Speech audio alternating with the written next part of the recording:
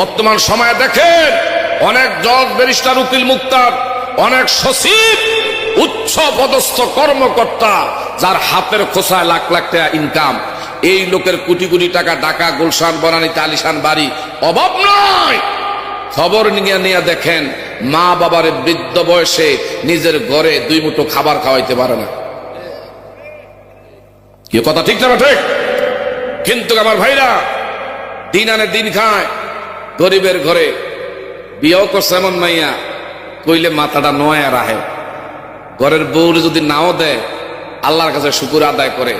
কারণ এই জন্য কখনো উহুর দিকে তাকাইয়েন না। এমন মেয়ে আনবেন যে মেয়ের ভিতরে দিন আছে, শরীয়ত আছে, নামাজ আছে, দিন আছে।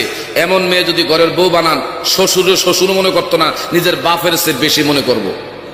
আর যদি কুটিপতি, ধনবান, বিত্তবান, পয়সাওয়ালা, উহুর দিকে হা করে খাউন না, এমন মেয়ে যদি ঘরের মধ্যে আনেন, আপনি ঘরের মধ্যে বউ আনেন নাই, আপনি ঘরের মধ্যে খাল কাটটা কুমির ঢুকাইছেন।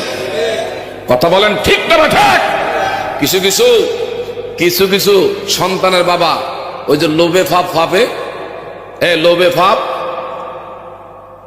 বহু ছেলের বাপ লোভ করছে, আমার ছেলেটারে বিয়ে করবো, কিছু লাগতো না, পেয়া লাগতো না, পয়সা লাগতো না, তবে গড্ডা যেন আমার হুতের একটু সাজায় দেয়, এটা হইলে চলবে।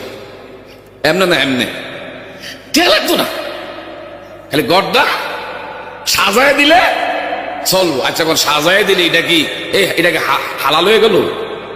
আমার বাবারা, বন্ধুরা, এখন এই বেচারা তো বাইরের বাড়ি থেকে খাট আনছে, জাজিম আনছে, সবকিছু আনছে, আনার পরে আচ্ছা কোন তো যেই খাটের মধ্যে বইয়া বউর লোকে কথা কইব, যদি 19-20 করে আর জামাই যদি তারে বুঝাইতে যায়, এমন বহু দেখছি। সাবধান, মাথা নয়া কথা কও।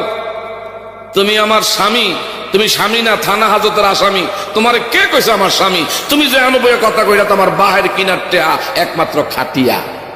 এই জন্য আপনি শক্ত আর ফোক্ত করে কথা বলতে পারেন না। কথা জোরে বলেন ঠিক না ঠিক?